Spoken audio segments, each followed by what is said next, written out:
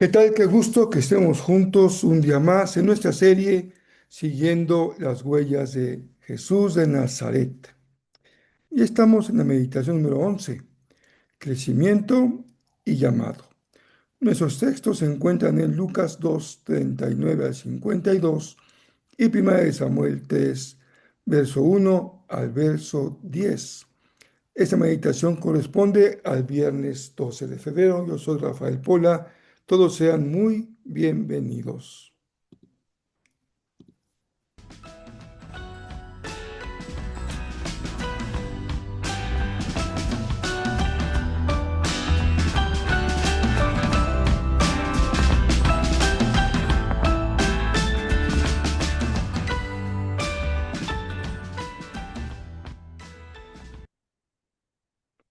Continuamos con nuestra serie de meditaciones diarias. Estamos actualmente en una etapa en la que Jesús es todavía un jovencito, un adolescente, tal vez en la época de la pubertad y todavía, no tanto de la adolescencia, sino de la pubertad. Pero hay una narrativa muy interesante en los evangelios respecto a esta etapa de la vida de Jesús. Solamente Lucas se ocupa de ella, como lo hemos visto, un poco Mateo, pero hoy vamos a conjuntar la lectura con Primera de Samuel. Tengan a la mano su Biblia, Lucas 2, 39 al 52, y también leeremos el primer libro de Samuel, en ese caso, capítulo 3, verso 1 hasta el verso número 10. Pues no se trata de dos historias como las que se escuchan en algunas clases de religión sobre niños piadosos, niños espirituales. Aquí se trata en realidad de dos relatos de un carácter fundacional. Son textos que dan origen a, en este caso, la renovación del sacerdocio en el tiempo del sacerdote Elí y el nuevo pacto que ha llegado en la persona de Jesús de Nazaret. Tanto en uno como en otro, Dios está actuando. Tal vez de forma silenciosa, no se debe manifestarse como en una teofanía, pero sí hablando, manifestándose al corazón de quienes serán instrumentos decisivos en lo que se llama la historia de salvación y que es un gran arco narrativo que va desde Génesis hasta el Apocalipsis. Así que iniciemos con Lucas 2, 39 al 52. Tengan su Biblia a la mano. Si toman notas, tengan su pluma, su bolígrafo, su cuaderno, sus hojas para ir tomando nota de lo que el Señor nos va enseñando en estos hermosos pasajes. Y dice así: una vez que los padres de Jesús cumplieron con todas las exigencias de la ley del Señor, regresaron a su casa en Nazaret de Galilea. Allí el niño crecía sano y fuerte. Estaba lleno de sabiduría y el favor de Dios estaba sobre él. Cada año, los padres de Jesús iban a Jerusalén para el festival de la Pascua. Cuando Jesús tenía 12 años, asistieron al festival como siempre. Una vez terminada la celebración, emprendieron el regreso a Nazaret, pero Jesús se quedó en Jerusalén. Al principio, sus padres no se dieron cuenta porque creyeron que estaba entre los otros viajeros. Pero cuando se hizo de noche y no aparecía, comenzaron a buscarlo entre sus parientes y amigos. Como no pudieron encontrarlo, regresaron a Jerusalén para buscarlo allí. 3 días después, por fin lo encontraron en el templo, sentado entre los maestros religiosos, escuchándolos y haciéndoles preguntas. Todos los que oían lo que Jesús decía quedaban asombrados de su entendimiento y de sus respuestas. Sus padres no sabían qué pensar. Hijo, ¿por qué nos has hecho esto?, le dijo su madre. Tu padre y yo hemos estado desesperados buscándote por todas partes. Pero, ¿por qué tuvieron que buscarme? Les preguntó. ¿No sabían que tengo que estar en la casa de mi padre? Pero ellos no entendieron lo que les quiso decir. Luego regresó con sus padres a Nazaret y vivió en obediencia a ellos. Y su madre guardó todas esas cosas en el corazón. Jesús crecía en sabiduría y en estatura y en el favor de Dios y de toda la gente. Jesús va creciendo. Lucas es el único evangelista que nos abre una ventana, por decirlo así, a la niñez de Jesús. Y notamos un texto sobrio, no con demasiados datos, pero sí con una profundidad teológica extraordinaria, una profundidad espiritual. El relato comienza subrayando algo que los comentaristas destacan con insistencia: la estricta observancia de la ley de José y María. Lucas está interesado en subrayar que ellos cumplían a cabalidad con lo que la ley indicaba. Por eso repite la expresión conforme a la ley. Varias veces lo hace en el contexto inmediato de Lucas 2, 22 al 39. Este señalamiento no debe verse como un arreglo en el texto, como que fuese un detalle de decoración. Está afirmando algo de fondo. El Mesías crece no fuera de la ley, sino dentro de la fidelidad concreta al pacto. La encarnación no rompe con la ley del Señor, no ocurre al margen de la historia de Israel. Por el contrario, el nacimiento del Mesías se da en el corazón mismo de la fe de Israel. El texto afirma que el niño crecía y se fortalecía. Lucas usa un verbo en el que crecimiento significa un proceso continuo, indicando acción que no concluye. Jesús iba creciendo. No fue algo instantáneo ni fue mágico. A veces no comprendemos esta parte humana de Jesús, su propio desarrollo, madurez y crecimiento. Asimismo, dice el evangelista, se llenaba de sabiduría. También sugiere en el uso del lenguaje que el maestro va siguiendo un proceso progresivo de conocimiento de la sabiduría. Hay especialistas que señalan que Lucas no presenta una humanidad de Jesús aparente, por el contrario, auténtica. Él asumió plenamente el proceso humano de maduración de una vida. Y aquí se protege de cierta manera la verdad central de la fe cristiana. El Hijo Eterno, el Logos de Juan, no fingió ser niño. Verdaderamente aprendió y verdaderamente creció. En la escena del templo, cuando ya han pasado 3 días angustiosos para sus padres, ellos lo encuentran dialogando con los maestros de la ley.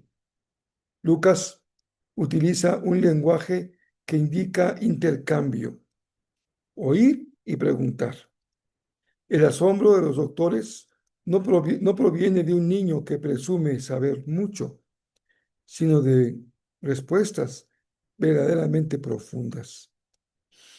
Algunos comentaristas observan en los 3 días de los que no tienen en cuenta a sus padres algo como de anticipación simbólica de otros momentos decisivos en la vida de Jesús. Lucas, como un gran narrador, va sembrando señales discretas de lo que vendrá mucho más claramente en textos posteriores. La declaración de Jesús es la primera palabra que registra el Evangelio de boca del mismo Maestro. Vean lo que aquí el niño Jesús pregunta. ¿No sabíais que en los asuntos de mi Padre me es necesario estar. La expresión me es necesario es muy importante en Lucas. Apa- Aparece en varias ocasiones para señalar la necesidad divina de un plan de redención. No es un capricho, como de un niño que quiere por curiosidad quedarse hablando con los maestros. Es ya el asomo, de acuerdo a lo que muchos observan, de la conciencia de su misión y de quién es Él. Desde esta edad temprana, 12 años, Jesús vive bajo una voluntad manifiesta, el propósito que el Padre tiene para Él. En los negocios de mi Padre me conviene estar o me es necesario estar. Sin embargo, aquí está un dato extraordinario del pasaje, el silencio. El silencio de esta naturaleza mesiánica. Porque el texto afirma que Jesús volvió a Nazaret y que estaba sujeto a la autoridad de sus padres. Significa un sometimiento voluntario y ordenado. Este detalle ha sido observado por muchos comentaristas. La conciencia de su filiación divina no lo llevó a despreciar la autoridad humana. Su crecimiento fue integral. Y a veces batallamos con esto.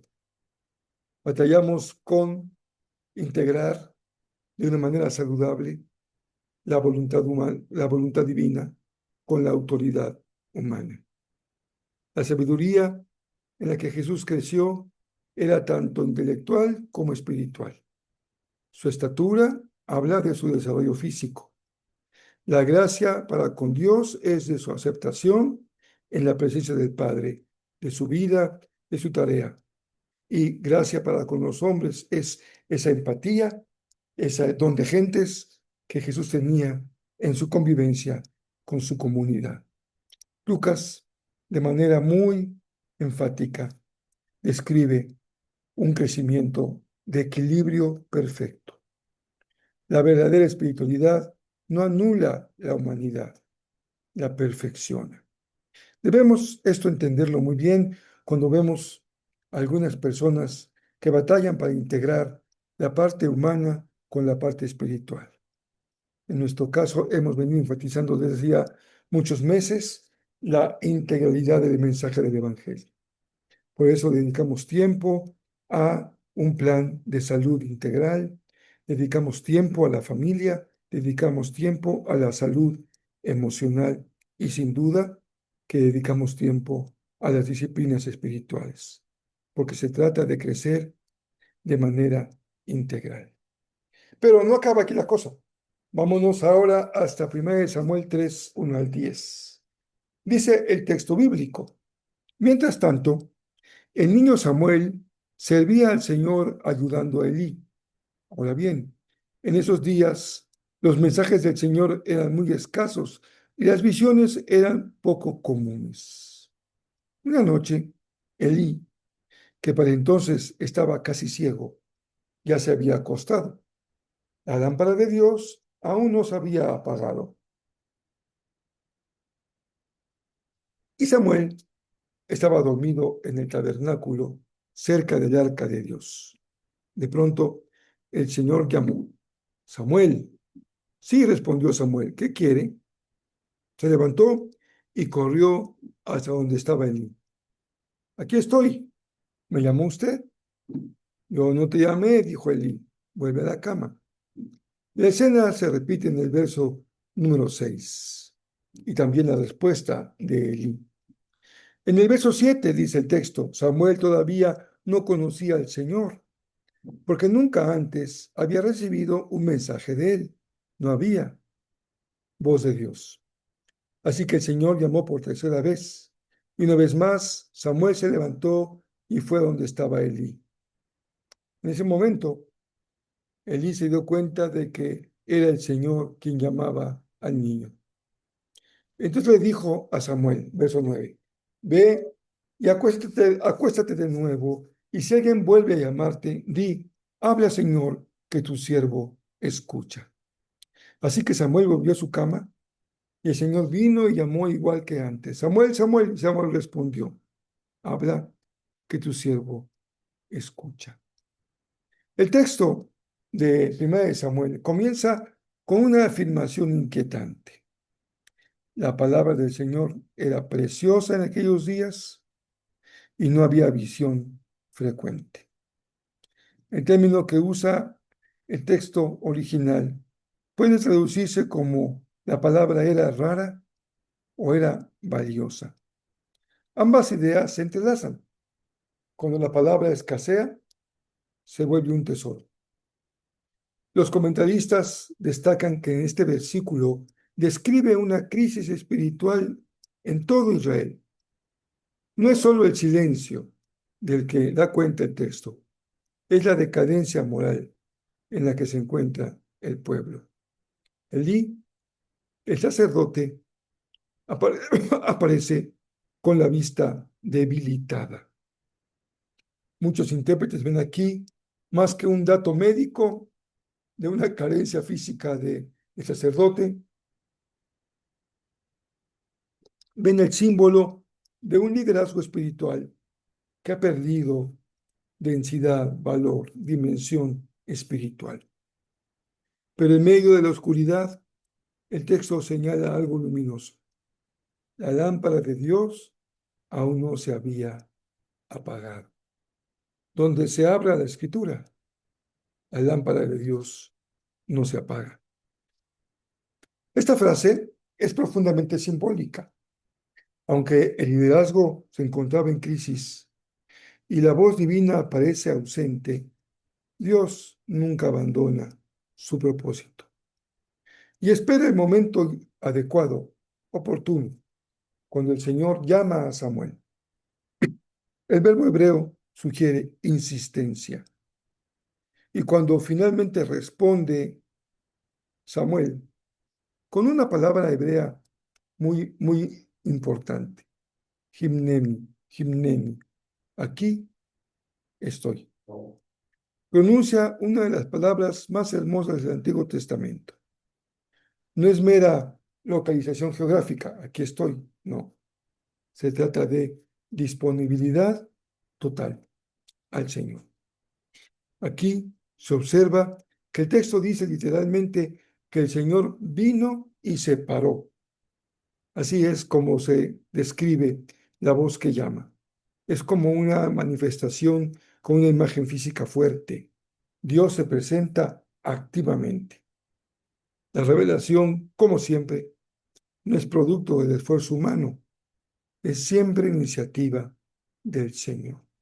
Y Samuel aprende algo muy importante que todos debemos de aprender en la vida, a reconocer la voz del Señor. Y esa es la transición clave del ruido del que escucha, de la confusión a la obediencia. Hay dos transiciones. Pasar de un ruido que no nos permite escuchar a la escucha atenta.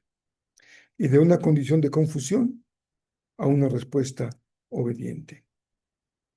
Con él termina con Samuel la sequía espiritual y comienza una nueva etapa profética en Israel.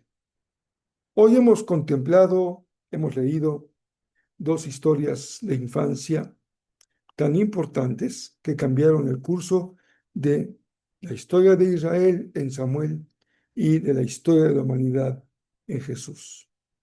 Jesús, como hemos leído, crecerá en una familia fiel, aprendiendo obediencia concreta a sus padres. Nadie puede mandar si antes no ha aprendido a obedecer. Va a desarrollar una sabiduría que crece en el silencio de Nazaret. Samuel, por su lado, va a despertar en un tiempo de crisis y su escuela será aprender a distinguir la voz de Dios en medio de una condición de crisis espiritual para toda su nación. Pero ambos comparten algo fundamental, esencial. disponibilidad. No solamente Dios espera que estés dispuesto, aquí estoy dispuesto, pero a veces le decimos, pero no estoy disponible. La palabra clave es disponibilidad. Jesús va a decir más tarde, dejen a los niños venir a mí, porque de los tales es el reino de los cielos. La niñez, en estos relatos evangélicos, no es referirnos a la edad de la ingenuidad.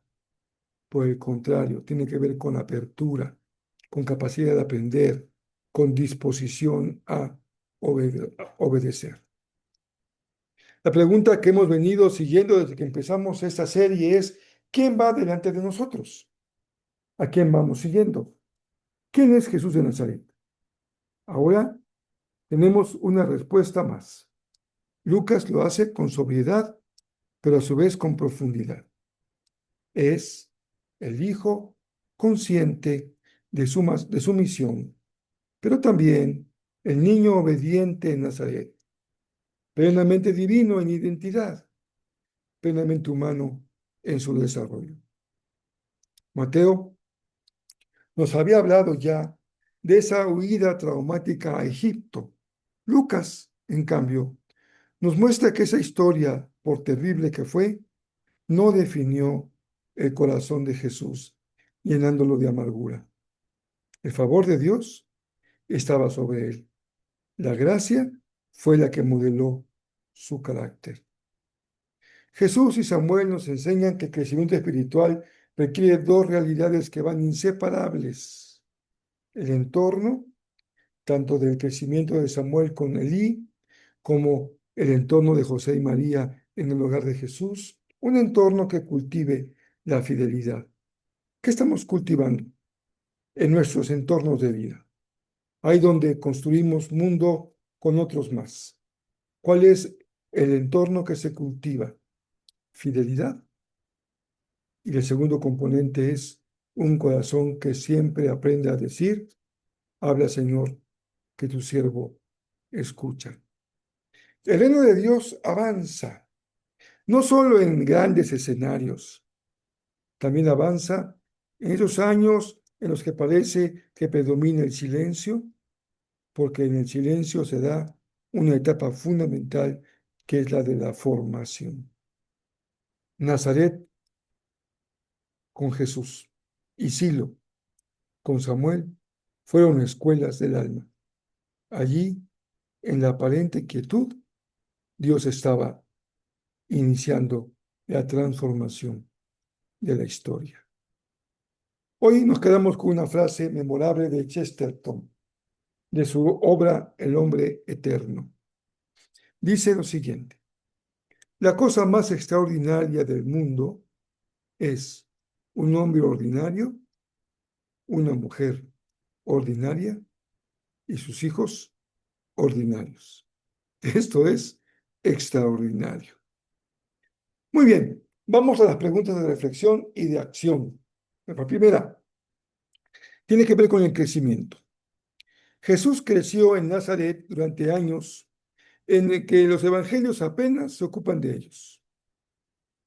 También en tu caso y el mío hay años en los que tal vez no pasa nada. Son los años del silencio, de la preparación, de la formación. ¿Cómo estás viviendo tus años de Nazaret? ¿Cómo estás valorando y aprovechando las etapas formativas en tu familia, con obediencia, con disciplina espiritual? ¿O solo deseamos momentos visibles, espectaculares y extraordinarios? En eso pequeño y oculto, silencioso, Dios trabaja de manera imperceptible, pero sin duda que trabaja. Ahora vamos a una pregunta que tiene que ver sobre la escucha espiritual. Samuel respondió, habla Señor que tu siervo escucha. Ahora la pregunta es, ¿estás cultivando en tu vida diaria espacios de silencio, lo que llamamos el tiempo a solas con Dios, donde puedas aprender a reconocer la voz de Dios? El Señor habla en su palabra, pero hay que escucharla. ¿Distingues la voz del Señor en medio de tanto ruido que hay en tu vida? A veces no nos deja espacio para poder contestar. Aquí estoy. Por último, ahora pensemos sobre esto que hemos llamado en Jesús la obediencia concreta.